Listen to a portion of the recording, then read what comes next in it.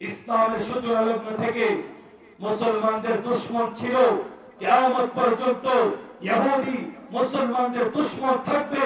তারপর আল্লাহ বলেন, ও নবী, আমি আল্লাহ আপনাকে ইহুদিদের জন্য রহমত হিসেবে প্রেরণ করেছি। আর একটু জোরে বলুন সুবহানাল্লাহ।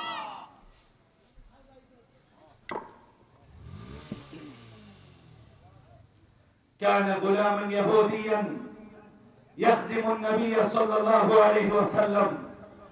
হাদিসের মধ্যে এসেছে আল্লাহর রাসূলের একটা ছোট গোলাম ছিল, ছোট বাচ্চা, ইহুদি ছিল, মুসলমান হয় নাই, কিন্তু রাসূলের খেদমত করত।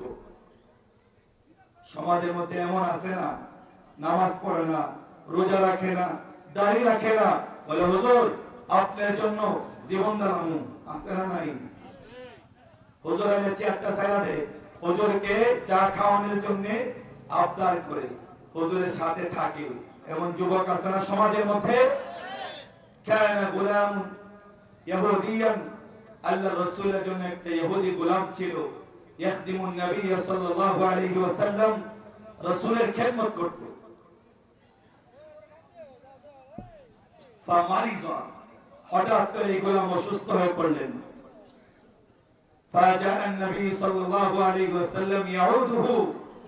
আল্লাহর রাসূল ওই ইহুদি ছোট্ট গোলাম খেদমত করতে, সে অসুস্থ হওয়ার পরে রাসূল তার বাড়িতে চলে গেলেন তার খোঁজ খবর নেওয়ার জন্য, অসুস্থতার খোঁজ খবর নেওয়ার জন্য। সুবহানাল্লাহ। একজন বিশ্বনবী ইহুদি গোলাম অসুস্থ হয়েছে, বাড়িতে খবর নেওয়ার জন্য গেছে। আর আমার পাশের বাড়ির মধ্যে অসুস্থ আমার প্রতিবেশী, আমার আত্মীয় স্বজন সদর হাসপাতালের মধ্যে বেডে ভর্তি আছে, শোনার পরেও তাকে দেখার জন্য যাওয়া আমার জন্য সম্ভব হয় না। দেখলেনি সময় ব্যয় হয়, টাকা ব্যয় হয়, এই মহাব্বতটা পর্যন্ত থাকে না।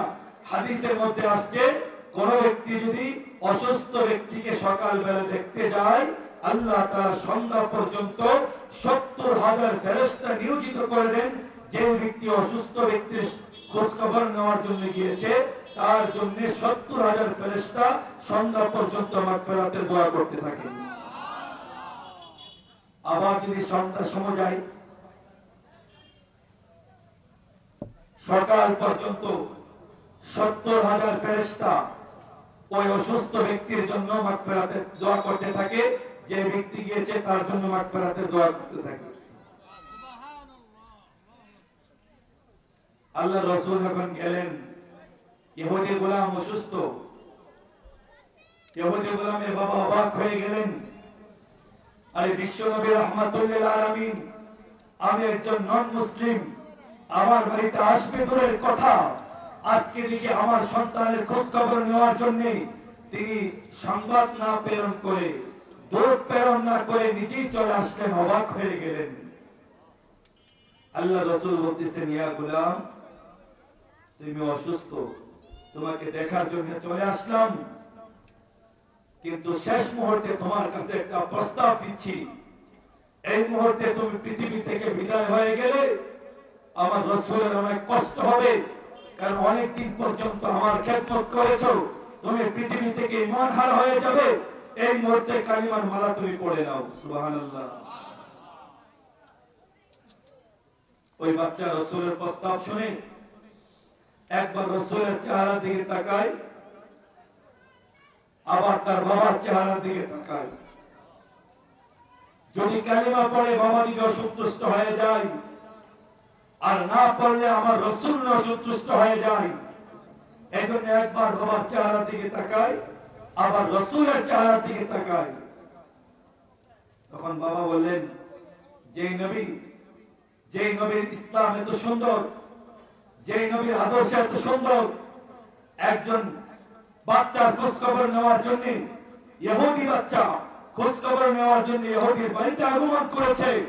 ও আমার সন্তান, কলিজার টুকরা, আর কাল বিলম্ব করবে না, এই মুহূর্তে মুহাম্মদের কালিমা পড়ে, আতি আবুল কাসেম মুহাম্মদের কালিমার মালা তুমি পড়ে নাও। বাবার পক্ষ থেকে প্রস্তাব যখন পেয়ে ফেললেন, সঙ্গে সঙ্গে গোলাম কালিমার মালা পড়েছে। আল্লাহ রাসূল দোয়া করেছেন, আলহামদুলিল্লাহিল্লাযী আনকাযাহু মিনান নার। ও আল্লাহ, আপনার সমস্ত প্রশংসা, আপনি যে আমার গোলাম ইহুদি গোলাম এই মুহূর্তে তাকে কালিমার মাধ্যমে জাহান্নামের আগুন থেকে আপনি বাঁচিয়েছেন।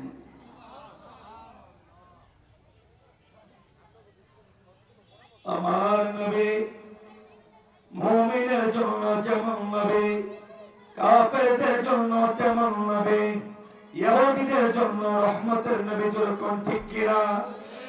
আল্লাহ বলেন শুধু কাফের ইহুদি আপনি তাদের জন্য রহমত না, মুমিনের মধ্যে যারা ছোট বাচ্চা আছে তাদের জন্য আপনি রহমত, যারা বুড়া আছে তাদের জন্য রহমত, যারা নারী আছে তাদের জন্য রহমত, ইয়াতীমের জন্য রহমত, বিধবাদের জন্য রহমত, শ্রমিকের জন্য রহমত, দিন মজুরের জন্য রহমত। যেরকম ঠিক কিনা?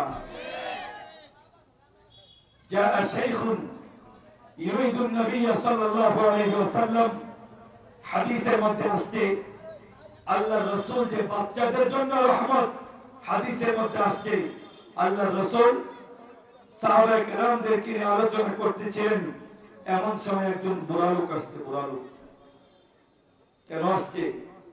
ইউরিদুন নবী সাল্লাল্লাহু আলাইহি ওয়াসাল্লাম, রাসূলের সাথে দেখা করার জন্য আসছে, রাসূলের কাছাকাছি যাওয়ার জন্য আসছে। ওই মাজলিসের মধ্যে ছোট্ট ছোট্ট সাহাবী, বয়সে কম যারা বসা ছিল, মুরব্বী সাহাবী আসার সাথে সাথে সকলে জায়গা করে দিয়েছেন। সকলে জায়গা করে ওই মুরব্বী সাহাবীকে রাসূলের কাছাকাছি বসার সুযোগ করে দিয়েছেন। সুবহানাল্লাহ। আমাদের সমাজের মধ্যে এখন কি এমন যুবক খুঁজে পাওয়া যায় মুরব্বীদেরকে আর সম্মান করে না, বলে যে তাদের যে কবর হয়ে গেছে। আর মুরব্বী যারা এই এলাকার মধ্যে সবচেয়ে শিক্ষিত ছিল, যারা সম্ভ্রান্ত ফ্যামিলির ছিল, যারা দাপটওয়ালা ছিল, টাকাওয়ালা ছিল, সম্মানিত ব্যক্তি ছিল, আজকে সমাজের অবস্থা হলো সমাজের মধ্যে আজকে যদি এমপি সাহেবের সাথে একটু সুবিধা হয় সেলফি, মেয়র সাহেবের সাথে একটা সেলফি দেয়, আর মেয়র সাহেব এমপি সাহেবের পিছিয়ে পিছিয়ে মোটরসাইকেল ঘুরতে পারে, তো এলাকার মুরব্বী সরব্বী কার কোনো বিল নাই তার কাছে। যেরকম ঠিক কিনা? কাউকে গোনার সময় নাই। সমাজ থেকে আজকে নীতি নৈতিকতা, চরিত্র, বড়দেরকে সম্মান করা, ছোটদেরকে স্নেহ করা, এই রীতি আদর্শ উঠে গিয়েছে। কেন? মুহাম্মদুর রাসূলুল্লাহ সাল্লাল্লাহু আলাইহি ওয়াসাল্লামের আদর্শ আমাদের মধ্যে না থাকার কারণে। যেরকম ঠিক কিনা? আল্লাহ রাসূল যখন দৃশ্যটা দেখলেন, কত সুন্দর আদবের পরিচয় দিয়েছে, শিষ্টাচারের পরিচয় দিয়েছে। ছোট্ট বয়সে ছোট সাহাবী, বড় সাহাবী আসছে, তাকে আসার জন্য, আমি রাসূলের কাছে আসার জন্য জায়গা করে দিয়েছে। রাসূল ওই সময় মাজমা ভর্তি সাহাবায়ে কেরাম এই দৃশ্য দেখার পরে রাসূল বললেন, মান লাম ইয়ারহাম সাগীরানা ওয়া লাম ইউক্কির কাবীরানা ফালাইসা মিন্না। ও সাহাবায়ে কেরাম শোনো, যারা আমার উম্মতের মধ্যে বড়দেরকে সম্মান করবে না, ছোটদেরকে স্নেহ করবে না, সে আমি রাসূলের উম্মত না। রাসূল প্রমাণ করে দিয়েছেন, আমি ছোটদের জন্য যেরকম রহমত, বড়দের জন্য, বয়স্কদের জন্য, বুড়াদের জন্য তেমন রহমত। যেরকম ঠিক কিনা? আরেক হাদিসের মধ্যে আসছে,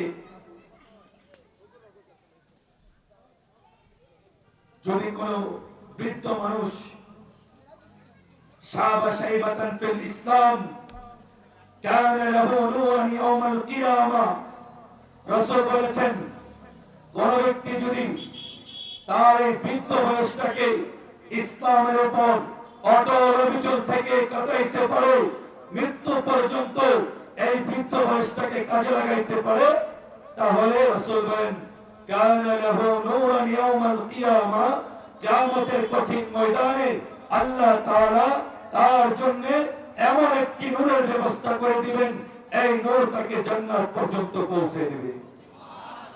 আর একটু জোরে কোন সুবহানাল্লাহ। আমার নবী মুমিনের জন্য রহমত, কাফেরদের জন্য রহমত, ইহুদিদের জন্য রহমত, দুশ্মনের জন্য রহমত, বাচ্চাদের জন্য রহমত, বুড়াদের জন্য রহমত, আর নারীদের জন্য রহমত। সুবহানাল্লাহ।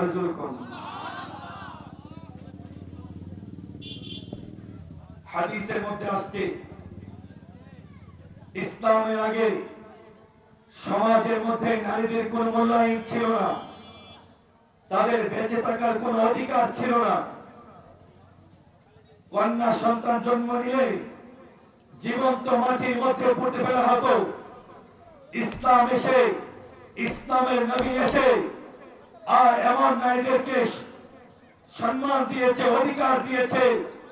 ইসলাম বলেছে, ইসলামের নবী বলেছে, মান কানা লাহু সালাসু বানাত, যে ব্যক্তির 3টা কন্যা সন্তান হবে, অথবা 2টা কন্যা সন্তান হবে, অথবা 2 জন বোন তার আছে, তাদেরকে নীতি নৈতিকতা শিক্ষা, কোরআন শিক্ষা দিয়ে, নামাজ শিক্ষা দিয়ে যখন উপযুক্ত পাত্র পাত্রের হাতে তুলে দিবে, রাসূল বলেন ওই ব্যক্তি আর আমি নবী জান্নাতের মধ্যে এমন কাছাকাছি থাকবো। যে নারীদের ইসলামের মধ্যে কোনো মূল্যায়ন ছিল না, এই নারীর জন্য আল্লাহ বলেন নবী আপনাকে রহমত হিসেবে প্রেরণ করেছি। নারীর বাবা যারা হবে, 2 জন নারী অথবা 3 জন নারীর বাবা যারা হবে, তাদের জন্য রাসূল জান্নাতের গ্যারান্টি দিয়েছেন। ছেলে সন্তানের খেলায় কিন্তু এরকম গ্যারান্টি দেয়নি যে 4টা 5টা সন্তানের বাবা হবে আর তার জন্য জান্নাত বা নবীর সাথে জান্নাতে থাকবে, এমন গ্যারান্টি কিন্তু পাওয়া যায় না। কিন্তু হাদিসের মধ্যে আছে কন্যা সন্তান অথবা বোন যদি থাকে, রাসূল বলেছেন জান্নাতের মধ্যে ওই ব্যক্তি আর আমি রাসূল কাছাকাছি থাকবো।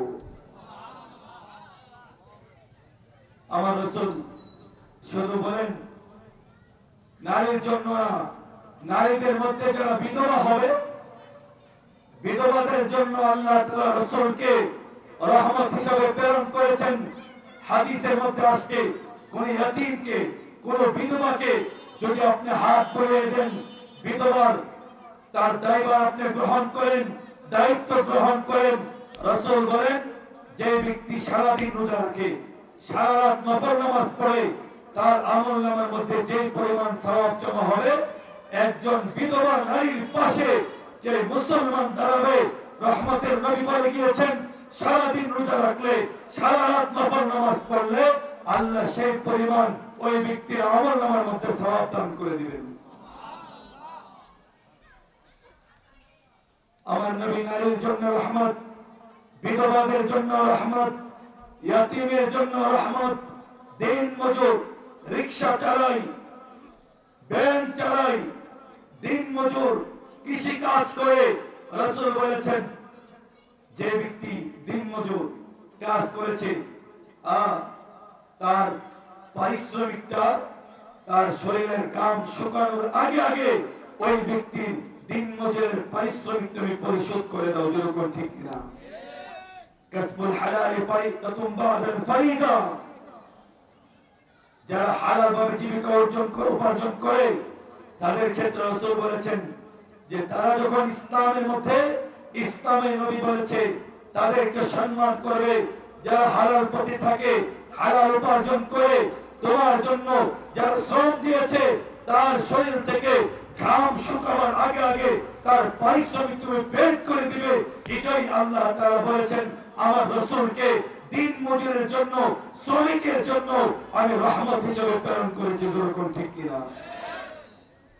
এই জন্য ভাইরা আমার, বিশ্বনবী রাহমাতুল লিল আলামিন, সর্বকালীন সর্বজনীন সারা বিশ্বের জন্য আল্লাহ তাআলা রাসূলকে রহমত হিসেবে প্রেরণ করেছিলেন। এখন আমার স্পষ্ট কথা হলো, যদি আমার রাসূলকে শেষ নবী না মেনে যদি কেউ বলে আমার রাসূলের পরে আরো রাসূল আছে, মির্জা গোলাম আহমদ কাদিয়ানী সেও নবী, তার ঈমান আছে না? ঈমান গেছে? যখন আমাদের ঈমানকে নষ্ট করার জন্য, সরল পাড়া মুসলমানদের ঈমানকে চুরি করার জন্য আমাদের সমাজের মধ্যে নতুন ভাবে একটা দল আবিষ্কার হয়েছে, কখনো এই দলকে আমরা কাদিয়ানী হিসেবে চিনে থাকি, আবার কখনো এই দলকে আমরা আহমদিয়া মুসলিম দল হিসেবে চিনে থাকি। যেরকম ঠিক কিনা? নিজেদেরকে আহমদিয়া মুসলিম দাবি করে, অথচ আমার রাসূলের খতম নবুয়তকে যারা মানবে না তারা কাফের, যারা মানবে না তারাও কাফের। যেরকম ঠিক কিনা? এজন্য মুহতারাম মুসলিয়ান, আমাদের আকীদা পরিষ্কার রাখতে হবে। যেই নবীকে আল্লাহ সর্বকালীন, সর্বজনীন, সর্বশ্রেষ্ঠ, সর্বশেষ ওয়াজহু রাব্বিকা দুল জালালি ওয়াল ইকরাম,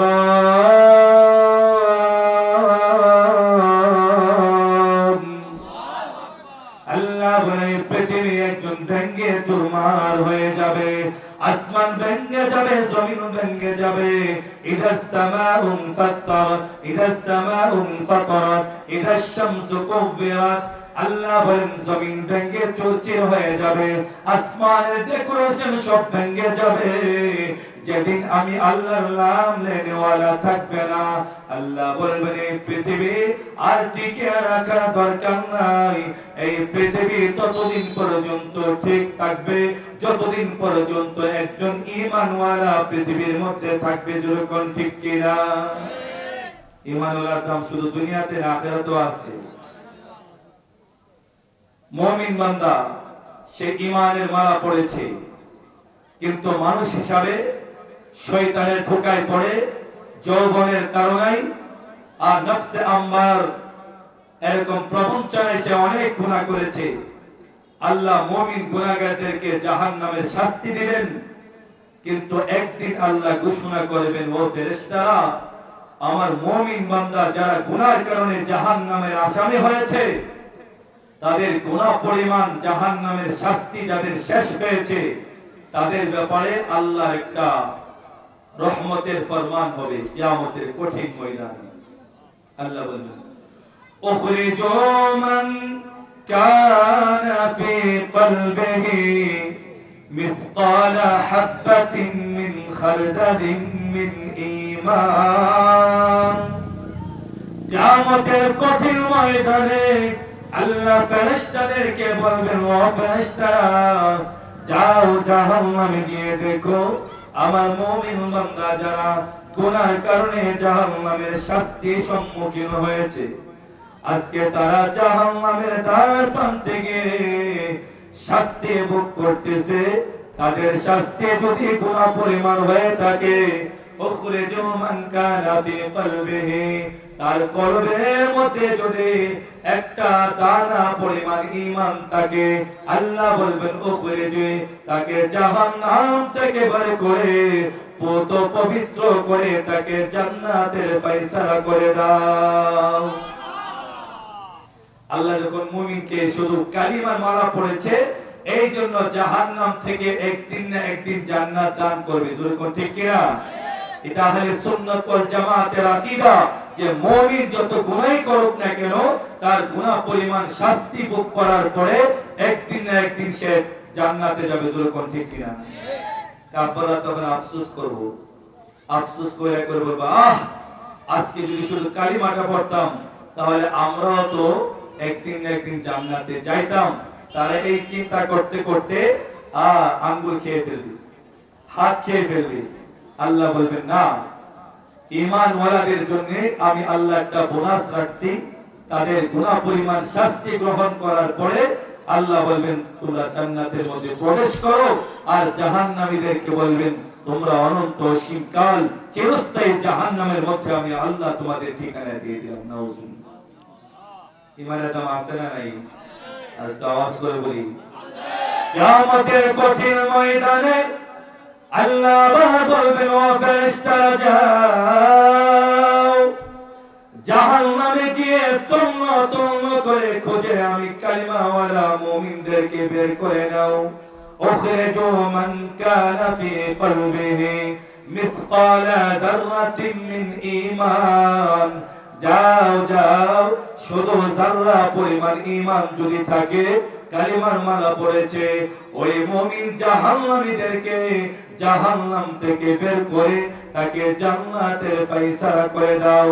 মুমিন যারা পরিমাণ ঈমান থাকলে একদিন না একদিন তার ব্যাপারে আল্লাহর রহমতের সাগরের মধ্যে যখন জোশ এসে যাবে, আল্লাহ বলবেন যার বান্দা যা, কালিমার মালা তুই পড়েছিলে দুনিয়াতে, এই জন্য আমি আল্লাহ তোমাকে এই মুহূর্তে জান্নাতের ফয়সালা করে দিয়েছি। ভাইরা আমার নবীকে আল্লাহ মুমিনদের জন্য রহমত হিসাবে প্রেরণ করেছেন, কাফেরদের জন্য প্রেরণ করেছেন। ওয়া আম্মা কাফিরুহুম ফাইন্নাহু দাফা বিহি আনহু আজিলাল বালা।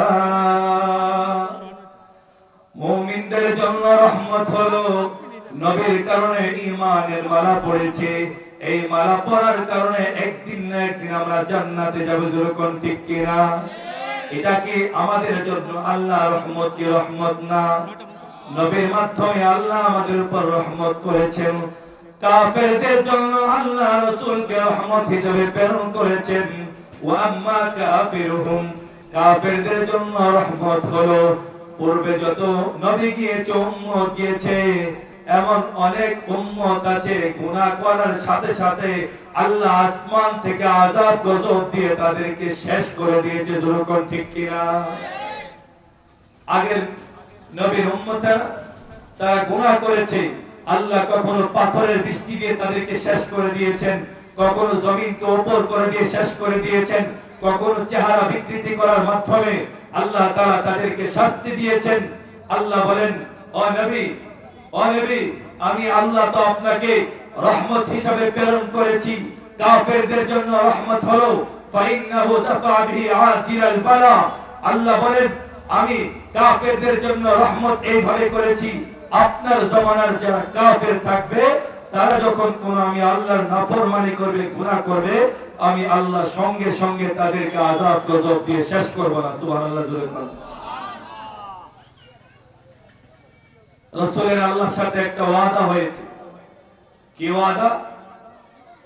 আল্লাহ বলেছেন, নবী গো, আপনি পৃথিবীতে যতদিন থাকবেন আমি আল্লাহ কোনদিন আপনার উম্মতকে একসাথে আযাব গজব দিয়ে শেষ করব না। এটা আল্লাহ রাসূলের জন্য করে দিয়েছেন। রাসূলের জমানার মধ্যে কাফেররা রাসূলকে কত নির্যাতন করেছে, কখনো পাগল বলেছে, কখনো জাদুঘর বলেছে, কখনো কবি বলেছে, কখনো গণক বলেছে। তারপর রাসূল বলেন, ইন্নী লাম উবাস লাআনান, আল্লাহ তো আমাকে লাআনতকারী হিসেবে প্রেরণ করে নাই, বুইস্তু রাহমাতান, আমি প্রেরিত হয়েছি গোটা পৃথিবীর সমস্ত মানবের জন্য। আল্লাহ আমাকে রহমত হিসেবে প্রেরণ করেছেন। সুবহানাল্লাহ। এটা কি কাফেরদের জন্য রহমত না? আগের দিনে যারা নবীর উম্মত ছিল, কাফির ছিল, তাদেরকে সঙ্গে সঙ্গে আযাব গ্রাস করে ফেলত। আগের দিনের উম্মত যখন রাতের বেলা গুনাহ করত, তখন সকালবেলা দরজার মধ্যে লেখা থাকতো সে রাতে জিনা করেছে, সে রাতে মদ পান করেছে, সে রাতে নাফরমানি করেছে, দরজার মধ্যে লেখা থাকতো। কিন্তু রাসূলের খাতিরে রাসূলের উম্মতের গুনাহকে আল্লাহ তাআলা গোপন করে রাখে। আর রাসূলের জমানায় যত কাফের ছিল তারা যখন অপরাধ করে, আল্লাহর নাফরমানি করে, রাসূলের জন্য দাফা বিহি আজিলাল বালা, সমস্ত আযাব গজব যেটা নগদ আসার কথা ছিল রাসূলের কারণে, যদিও কাফের, রাসূলের খাতিরে তাদেরকে আল্লাহ তাআলা সঙ্গে সঙ্গে আযাব দেন না। দেখেন তারা কালিমার মারা পড়ে, রাসূলকে তারা বিশ্বাস করে, এই জন্য কাফেরদের জন্য রাসূল রহমতুল কোন ঠিক কিনা? ভাইরা আমার, আল্লাহ বলেন, নবী গো, আপনাকে আমি আল্লাহ মানবের জন্য রহমত হিসাবে প্রেরণ করেছি, দানবের জন্য আমি আল্লাহ রহমত হিসাবে প্রেরণ করেছি। মানবের মধ্যে ইনসান যারা আছে, মানুষের মধ্যে মুমিন যারা আছে, তাদের জন্য আমি আল্লাহ রহমত হিসাবে প্রেরণ করেছি। কাফের যারা আছে তাদের জন্য আপনাকে আমি আল্লাহ রহমত হিসেবে প্রেরণ করেছি। আল্লাহ বলেন শুধু তাই না, আমি আল্লাহ আপনাকে দুশমনের জন্য রহমত হিসাবে প্রেরণ করেছি। যখন ঠিক কিনা? আল্লাহ নবীর দুশমন ছিল কি ছিল না? রাসূলের এমন দুশমন ছিল, রাসূলকে মারার জন্য রাস্তার বিভিন্ন অলি গলির মধ্যে লুকিয়ে থাকতো। মুহাম্মদ আসবে, আক্রমণ করে দেব। মক্কার কাফেররা তারা পুরস্কার ঘোষণা করেছে, মুহাম্মদকে হত্যা করবে, এই পরিমাণ পুরস্কার তোমার মিলবে। এরকম ভাবে রাসূলের শত্রু রাসূলের জমানার মধ্যে ছিল।